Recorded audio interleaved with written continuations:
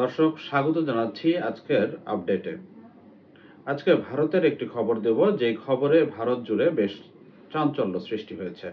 এই খবর ভারতের আঙিনা ছেড়ে পাকিস্তান এবং বৈশ্বিক নজর কেড়েছে।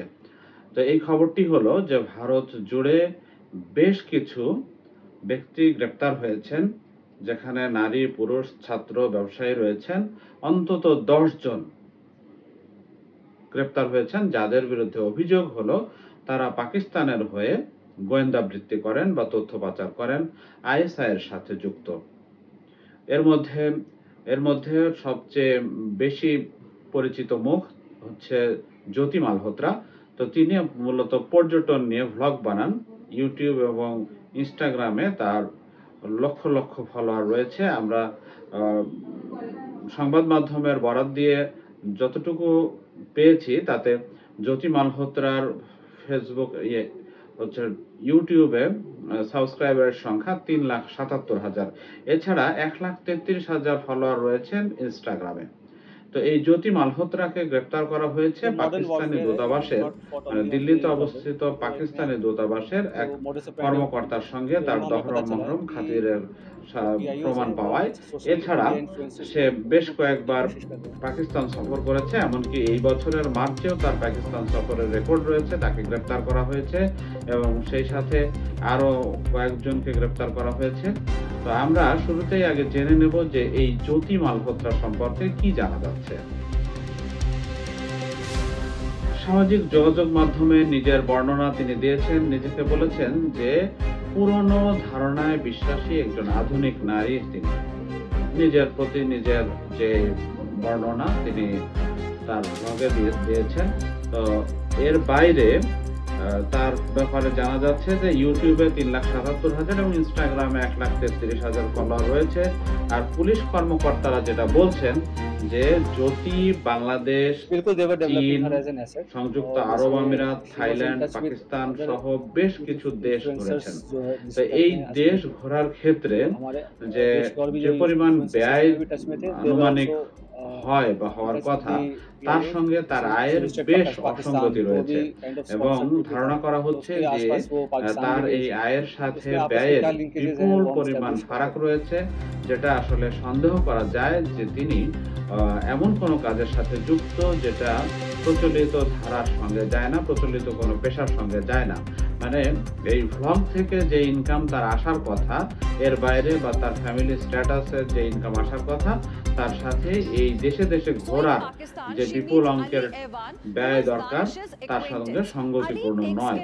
ফলে এর সাথে ধরেন পাকিস্তানি দূতাবাস কর্মকর্তার সাথে যখন তার একটা সম্পৃক্ততার যোগসূত্রতা পাওয়া গেছে, তো ঠিক এই কারণেই মূলত সন্দেহ করা হচ্ছে যে সে আইএসআই এর তথ্য পাচারকারী বা হ্যান্ডেলার। অর্থাৎ পাকিস্তানি দূতাবাসের একটু নামটা আপনাদের জানিয়ে দেই যে তার নাম হচ্ছে আহসানুর রহিম। আহসানুর রহিমের সাথে 2023 সালে পাকিস্তান সফরের জন্য যখন জ্যোতি মালহোত্রা আবেদন করেন, ভিসা আবেদন করেন, ঠিক সেই সময়ে এই আহসানুর রহিমের সাথে তার পরিচয় হয়। আহসানুর রহিমের সঙ্গে পরিচয় হওয়ার পরে দীর্ঘদিন তার সাথে একটা সম্পর্ক বজায় রেখে চলেছিলেন জ্যোতি মালহোত্রা এবং ধারণা করা হচ্ছে যে এই আহসানুর রহিমের সাথে ব্যাংককও সফর করেছেন জ্যোতি। তো এ কারণে মূলত সন্দেহের তীর রয়েছে জ্যোতি মালহোত্রার সাথে, যদিও জ্যোতি মালহোত্রার পরিবার দাবি করেছে যে ভ্লগের বাইরে আসলে আর কোনো কিছুর সাথে তার সম্পৃক্ততা নেই। তো জ্যোতি মালহোত্রার বিরুদ্ধে পুলিশের যে অভিযোগ, তো সেই অভিযোগ সূত্র ধরেই জানা যায় যে সে চলতি বছরের মার্চেও সে পাকিস্তান সফর করেছে এবং দিল্লিতে পাকিস্তান দূতাবাসের রমজানের ইফতার আয়োজনেও সে যোগ দিয়েছিল। তো এই ঘটনার পরপরই এই আহসানুর রহিমকে বহিষ্কার করা হয়েছে ভারত থেকে। আর এরপর জ্যোতি মালহোত্রার সূত্র ধরে আরো কয়েকজনকে গ্রেপ্তার করা হয়েছে। এর মধ্যে পাঞ্জাব থেকে 2 জনকে গ্রেপ্তার করা হয়েছে। এটা পাঞ্জাব পুলিশ জানিয়েছে যে এই যাদেরকে গ্রেপ্তার করা হয়েছে তাদের একজনের নাম গজালা এবং আরেকজনের নাম ইয়ামিন মোহাম্মদ। প্রাথমিক তদন্তে পুলিশ যেটা পেয়েছে সেটা হলো যে তারা এই তথ্য পাচারের বিনিময়ে অর্থ পেতেন। এই অর্থগুলো আরো যারা তথ্য জোগাতে সহায়তা করত তাদেরকে সে বন্টনও করত।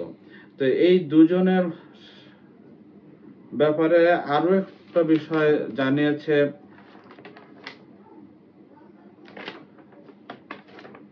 পাঞ্জাব পুলিশ, এবং সেখানে আরো দুজনের গ্রেপ্তারের কথা বলছে। এই দুজন ছাড়াও আরো দুজন, একজনের নাম হচ্ছে সুখপ্রীত আর একজনের নাম হচ্ছে করণবীর সিং, এবং তারা এই পাঞ্জাব এবং হিমাচল দিয়ে যে সমস্ত আর্মি কনভয় গুলো চলাচল করত, সামরিক সরঞ্জাম বাহিয়ে সেনাবাহিনী চলাচল করত, এইগুলোর ছবি এবং এই স্থাপনাগুলোর ছবি এবং তথ্যগুলো তারা ইনস্ট্যান্ট এরা পাকিস্তানের পাচার করত এবং এগুলো তুলে তুলে তারা তাদের হ্যান্ডলার যারা ইয়েতে ভারতীয় তাদেরকে সরবরাহ করত। বিনিময়ে তো অর্থ পেতই। তো এই খবর পাঠানোর একটা প্রমাণ পাওয়ার সাপেক্ষে তাদেরকে গ্রেপ্তার করা হয়েছে।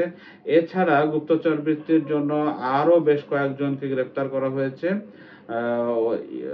হরিয়ানা, উত্তরপ্রদেশ সহ আরো কয়েকজনকে গ্রেপ্তার করা হয়েছে, যাদেরকে বলা হচ্ছে যে এরা, মানে এটা সংখ্যাটা 10 জনেরও বেশি, বলা হচ্ছে যে এরা পাকিস্তানি আইএসআই এর সাথে তথ্য পাচার করেছে, ছবি দিয়েছে স্পর্শকাতর স্থাপনা এবং সেনাবাহিনীর চলাচলের ব্যাপারে, এবং তারা নিয়মিত যোগাযোগ রক্ষা করে চলেছে। কারো কারো বিরুদ্ধে অভিযোগ রয়েছে যে সংবেদনশীল তথ্য পাচারের, অর্থাৎ পড়াশোনার ফাঁকে ফাঁকে কেউ যাদের শিক্ষার্থী তাদেরকে ব্যাপারে বলা হচ্ছে যে পড়াশোনার ফাঁকে ফাঁকে তারা তথ্য পাচার করেছে। তো ঠিক এমন একটা মুহূর্তে এই ঘটনাটি সামনে আসলো যখন পাকিস্তান ভারত একটা তুমুল উত্তেজনাকর 4 দিনের যুদ্ধ শেষ হয়েছে এবং দুপক্ষই দৃশ্যত মানে শান্ত আচরণের দিকে ফিরে গিয়েছে এবং সংযত আচরণ করেছে, যুদ্ধবিরতিতে রয়েছে। তো ঠিক এই মুহূর্তে এই পাল্টাপাল্টি শুরু হয়ে গেল গোয়েন্দা বৃত্তিতে, অভিযোগ পাল্টা অভিযোগ। আজকে আমরা একটু আগে একটা খবর পেয়েছি, সেটা হলো যে পাকিস্তানও তাদের দিল্লি দূতাবাসে একজন কর্মকর্তাকে বহিষ্কার করেছে এবং তার বিরুদ্ধে অভিযোগ হচ্ছে আহসানুর রহিমের বিরুদ্ধে যে অভিযোগটা করা হয়েছে দিল্লি প্রশাসন বা ভারত সরকার, সেটি হলো যে তার পদবীর সঙ্গে সঙ্গতিপূর্ণ নয় এমন কার্যক্রমের যুক্ত থাকার অভিযোগ আনা হয়েছে। এই একই অভিযোগে পাকিস্তানও তাদের ভারতীয় দূতাবাসের এক কর্মকর্তাকে বহিষ্কার করেছে। তো সব মিলায় পরিস্থিতি আবার বেশ মানে গুপ্তচর বৃত্তি নিয়ে বেশ একটা ঠান্ডা লড়াই জমে উঠেছে আমরা দেখতে পাচ্ছি। তবে এটি অবশ্যই তুমুল একটি আলোচনার বিষয়, কারণ ভারতে একসাথে এতগুলো মানুষকে এই অভিযোগে গ্রেফতার করা হয়নি। এর আগে আমরা বেশ কিছু খবরে দেখতাম যে ভারত পাকিস্তান দুই দেশের নাগরিকদেরকে গ্রেফতার করছে বা এভাবে ইন্টারোগেট করছে। তাদের অভিযোগ যে তারা ওই শত্রু পক্ষ হিসাবে বিবেচিত ভারত বা পাকিস্তানের পক্ষে তথ্য পাচার করছে বা গুপ্তচর বৃত্তি করছে। তো এরকম গ্রেপ্তার মাঝে মধ্যে 2-1 করে হয়েছে এবং তাদের বিরুদ্ধেও ব্যবস্থা নেওয়া হয়েছে। দূতাবাস কর্মকর্তাদের বহিষ্কারের ঘটনাও দেখেছি, কিন্তু মোটা দাগে একবারে 10 জনেরও বেশি ভারতীয়রা গ্রেপ্তার হয়ে গিয়েছে এবং এই তালিকায় ভারতের মুসলমানদের যেমন সন্দেহজনক ভাবে এই গ্রেপ্তার তালিকায় নেওয়া হয়েছে, একইভাবে বেশ কিছু হিন্দু ধর্মাবলম্বীকেও আমরা দেখেছি যাদের বিরুদ্ধে অভিযোগ আনা হয়েছে যে তারা প্রতিপক্ষ হিসেবে বিবেচিত, পাকিস্তানের পক্ষে গুপ্তচর বৃত্তির সাথে যুক্ত। তো এটা অবশ্য এসপিওনার জগতে খুব স্বাভাবিক ঘটনা যে প্রতিপক্ষ শত্রুপক্ষের মধ্যে একটি তথ্যদাতা এজেন্ট তৈরি করা এবং সে অনুসারে সার্ভিস নেওয়া।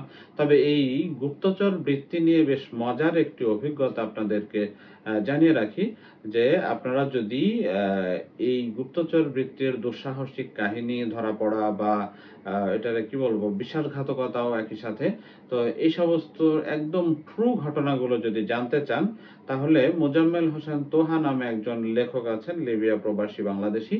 তো তার লেখা স্পাই স্টোরিজ, এটা 2টি খণ্ড, এই 2টি খণ্ডই পড়তে পারেন।